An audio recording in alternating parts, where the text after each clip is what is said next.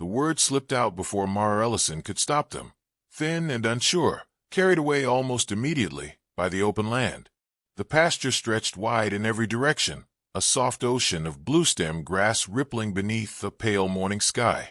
Fence posts stood like quiet sentries, and somewhere near the tree line an old windmill creaked, turning slowly, faithfully, as it had for decades. The rancher froze. For a single suspended moment, the entire world seemed to hold its breath. The calf stilled as if sensing the pause, its dark eye rolling toward Mara. Dust hovered in the air, caught in sunlight so bright it made her squint. Even the insects seemed to quiet. Then the rancher exhaled. "It'll be over soon," he said. His voice was low, steady, and surprisingly gentle. It did not rush her, and it did not dismiss the fear knotted tight in her chest. It simply existed, calm and present, anchoring the moment. Mara nodded, though her throat felt tight. Her fingers trembled despite the way she curled them deliberately around the syringe. She was acutely aware of the needle's gleam, the faint chemical scent of disinfectant, the warmth of living muscle beneath her palm. She had practiced this 100 times in classrooms and labs. She had memorized diagrams, angles, depths. She had passed every written test with confidence. But none of that prepared her for the weight of responsibility that pressed down on her now, under a sky too wide to hide beneath. Her first day, her first real patient, her first time knowing that a small, necessary act would cause pain. The rancher, Caleb Holt, stood beside her, one hand firm but gentle on the rope halter, the other resting lightly near the calf's shoulder. He was younger than she had expected, maybe mid-30s, with skin browned by years of sun and eyes that carried the quiet patience of someone who had learned when to act and when to wait. His hat was worn soft at the brim, his boots scuffed and dusted white. He didn't rush her. That somehow made it harder. "Take your time," he said quietly. "No one's watching but us." Mara drew in a breath. It tasted like grass and dust, and something metallic she recognized as fear. She positioned the needle, her mind reciting steps like a prayer. Angle, pressure, steady hand. She pressed. The calf flinched sharply, muscles jumping beneath her touch. The rope pulled tight, and the sudden movement sent a jolt of panic through her chest. "I know," she whispered, her voice breaking despite herself. "I know it hurts." Caleb tightened his grip just enough to steady the animal. "Easy," he murmured, not sharply, not impatiently. "Easy now." The calf settled, sides heaving, offended but contained. Mara finished the injection in one smooth motion, withdrawing the needle quickly. Her palm was slick with sweat, and her heart hammered so loudly she was sure Caleb could hear it. "It's done," he said. "See, over soon." The calf shook its head, then resumed chewing, unimpressed with the drama of humans. The pasture breathed again. Wind moved through grass. The world continued. Mara let out a laugh. She hadn't realized she'd been holding back. It came out shaky and disbelieving. "I thought I was going to drop it," she admitted. "You didn't," Caleb replied. That was, she searched for the word, for something that fit the tightness still buzzing under her skin. "A lot." He smiled slightly, the kind of smile that didn't try to fix anything. First times usually are. They worked through the rest of the morning together, one calf after another. Each time, Caleb set the pace, measured, unhurried, attentive. Each time, Mara stepped forward, focused, and did what she had trained to do. Her hands grew steadier. Her breathing slowed. The fear dulled into something manageable, something she could carry without it carrying her.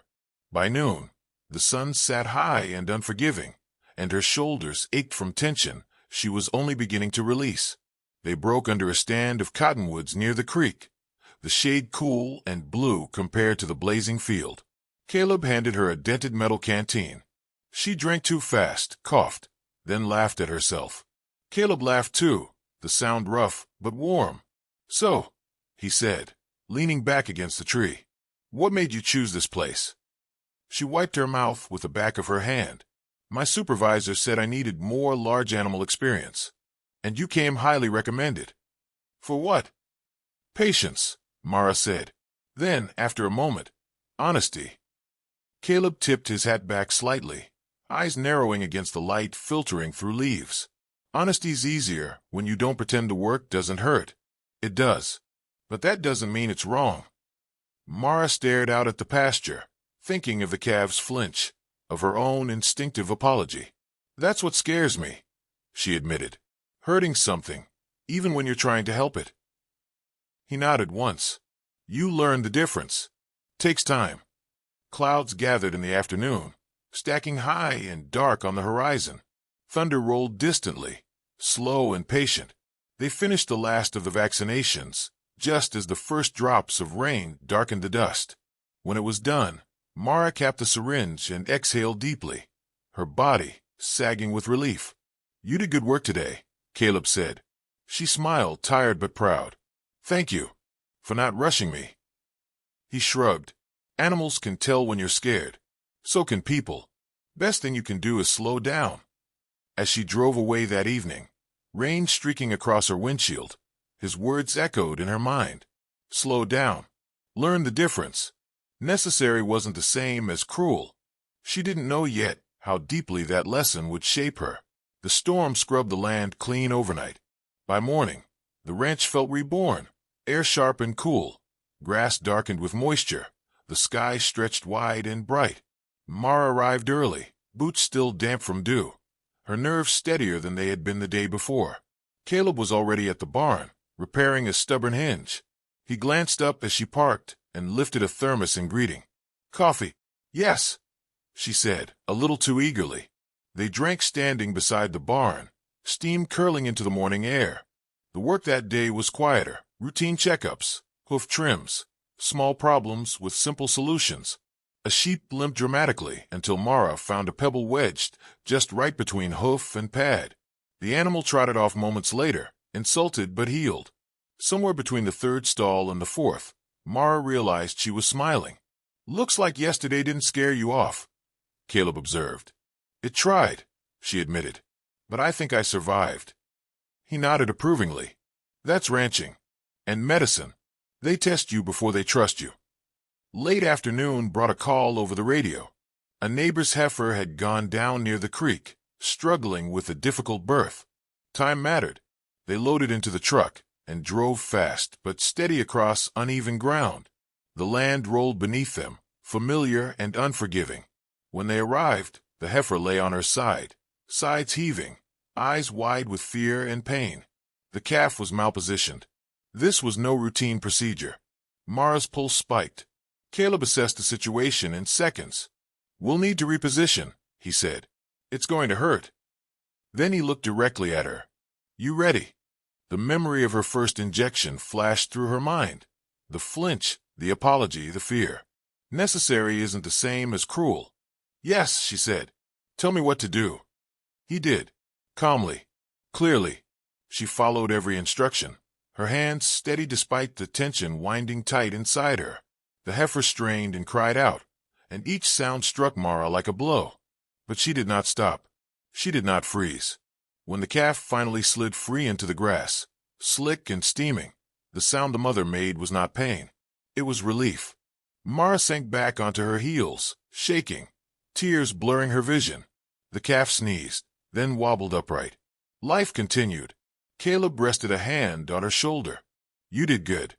It hurt her, Mara said quietly. It did, he agreed. And now she'll live. They drove back as the sun dipped low, painting the fields gold. Mara felt changed, not hardened, but strengthened, as though something fragile inside her had learned how to stand.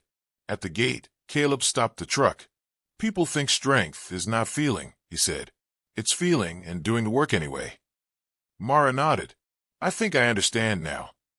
Weeks passed. The work left bruises on her arms and soreness in her back. It also brought quiet mornings and small victories. Each time something hurt, she learned to ask why. Each time she caused pain to prevent worse, she learned to carry it without letting it harden her. On her last day, they stood again beneath the cottonwoods.